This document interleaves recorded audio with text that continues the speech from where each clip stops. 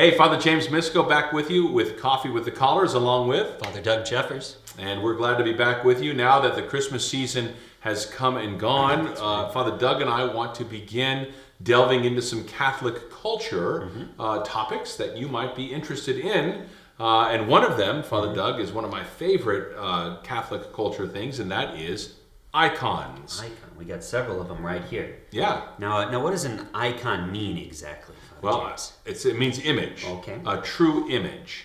And so one of the things that's most interesting, I think, about icons is that they're really quite theological. You may or may not know this, but icons are not painted like paintings. That's Icons are actually written by the iconographer. So the person has this desire to paint an icon, or to create an icon is really the better term. Sure. And they immerse themselves in prayer, maybe for the particular scene that they're creating. This would be, of course, the Last Supper, or maybe a particular patron saint, or the Virgin Mary, for example. So the iconographer enters into the creation of the icon as an actual spiritual exercise. Wow. In fact, when an icon writer is creating the icon, you notice I use the term writing the icon. Icons aren't painted like a piece of art, they're actually written. So when an icon writer would come and see the finished icon, the person might say, wow, it reads beautifully, which is an interesting way to look at icons. So go ahead. It's far beyond just technique then. It's a deep spiritual exercise. Totally. And in fact, with every brushstroke that they apply some sort of material to this piece of wood, they actually have a prayer. Wow. You know, something like, come Lord Jesus, come Lord Jesus, come Lord Jesus. And so it becomes this sense where you and the icon are really the prayer. So you could say that an icon is a prayer to God. By the very fact that it's being prayed into existence.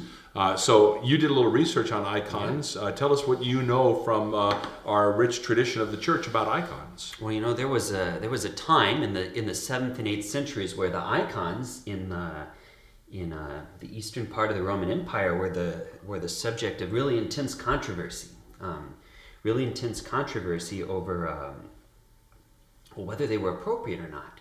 And there was a movement of people who came to be called the Iconoclasts, or the destroyers of the images. And the Iconoclasts were afraid that making these icons and putting them in the church and venerating them was idolatrous, was the same kind of idol worship that was there in antiquity that they said Christ had come to liberate us from.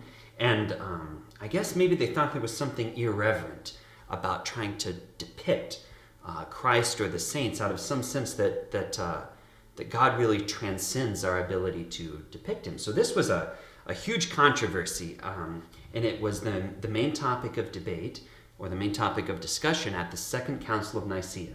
That'd be the 7th Ecumenical Council of the Church.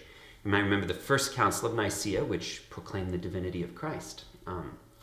But this council was also connected to our doctrine of Christ, because the Council Fathers said against the iconoclasts that actually the icons are deeply Christian and deeply useful for the devotion of the faithful.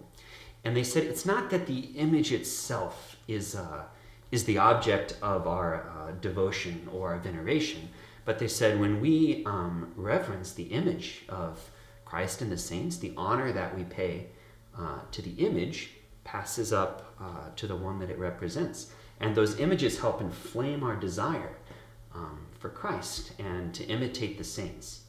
And so you could really say that the icons are connected with the incarnation. In God having become man, there's a face that we can see.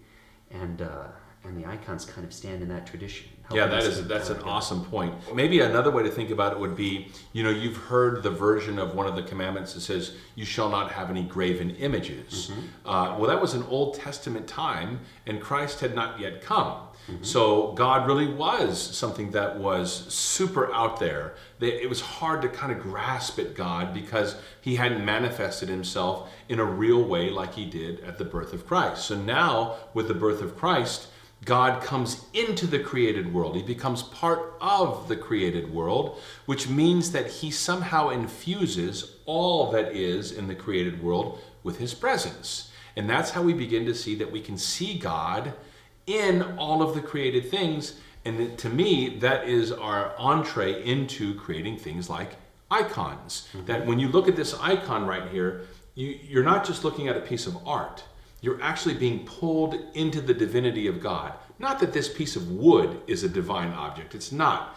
It's a sacramental which pulls us into God's grace. It orients our souls into contemplating God in a profound way.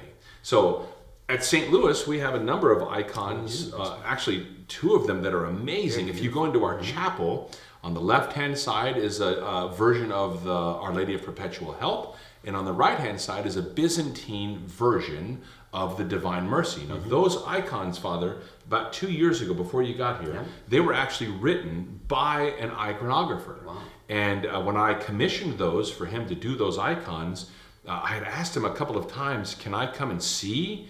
And he says, no, I prefer that you not.